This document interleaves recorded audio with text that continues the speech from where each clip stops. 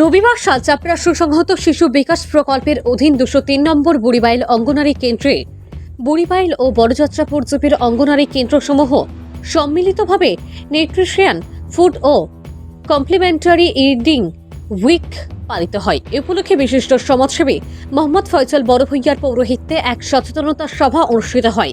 এতে অনেক মা শিশুরা উপস্থিত ছিলেন। সভার শুরুতে আমন্ত্রিত অতিথিদের গামছা বরণ করা হয়। এতে প্রধান অতিথি হিসাবে বক্তব্য রাখেন শালচাপড়া আইসিডিএস প্রজেক্টের সিডিপিও মনোজ কুমার দাস, শালচাপড়ার সুসংহত শিশু বিকাশ প্রকল্পের সুপারভাইজার রিমানাথ লস্কর, মোহাম্মদ ফয়সাল বড়ভূঁইয়া, বুড়িবাইল নালুগ্রাম এলপি স্কুলের সহকারী শিক্ষিকা সোমা দেব, শালচাপড়ার আইসিডিএস প্রজেক্টের কর্মী নয়ন ডেকা, 203 নম্বর বুড়িবাইল অঙ্গনারী কেন্দ্রের ওয়ার্কার আলিয়া সুলতানা বড়ভূঁইয়া, খালপাড় অঙ্গনারী কেন্দ্রের ওয়ার্কার হোসনা বেগম লস্কর, ওয়ার্কার ওয়াহিদিয়া বেগম লস্কর প্রমুখ। উপস্থিত ছিলেন বুড়িবাইল নালুগ্রাম এলপি স্কুলের প্রধান শিক্ষক তারেক আজম বড়ভূঁইয়া, সহকারী শিক্ষক হোসেন আহমেদ, প্রাক্তন গ্রুপ সদস্য আজিমউদ্দিন লস্কর, সমাজসেবী জহিরুল ইসলাম বড়ভূঁইয়া, মহিবুর রহমান বড়ভূঁইয়া। এদিন গ্রামগঞ্জের সহজলভ্য নানা সবুজ শাকসবজি প্রদর্শনী করা হয়। ওয়েট বাড়েন না, তখন আপনারা যেতে লাগবো হসপিটালও মেডিকেলও। এর থেকে ভালো আমরা এটাই ইনস্ট্রাকশন দেওয়া যে আমরা 6 মাসের পরে বাচ্চারা খাওয়াইতে লাগবো কমপ্লিমেন্টারি ফিডিং। আর পিএমএমবিওয়াই আপনারা একটা স্কিমের কথা জানেননি, যেটার মধ্যে আপনারা 6,000 টাকা দেওয়া হয়।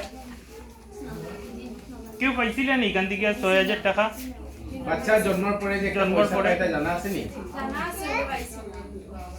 ঠিকমতো খাওয়া দাওয়া না করে তাহলে এই বাচ্চার ভবিষ্যতে গিয়ে আপনি যদি ডিম মাংস দই সব কিছু খাওয়ান আর সুস্থ হবে না। ওই 2 বছরের ভিতরে তার ব্রেন ডেভেলপমেন্ট হোক আর যাই হোক, ব্রেন ডেভেলপমেন্ট 80% এই 2 ইয়ার্সের ভিতরেই হয়ে যায়। এর জন্য এই প্রেগনেন্সি পিরিয়ড থেকে পুরা 2 ইয়ার্স অবধি বাচ্চার বেশি যত্ন নেওয়া দরকার। এর জন্য গভর্নমেন্টে এইভাবে বলেছে আমাদের প্রোগ্রাম করে বলার জন্য, এবং ওয়ার্কাররা ঘরে ঘরে হোম ভিজিট করে যাতে অ্যাওয়ার করে দেয় প্রেগনেন্ট মাদারকে 2 বছর থাকা বাচ্চাদের কিভাবে খাওয়াতে হয়, 3 বার খাওয়াতে হয়। স্যার যে বলেছেন বাটি এবং চামচ, আমাদের একটা 5 ফিঙ্গার্স রুল আছে, আপনারা জানেন তো?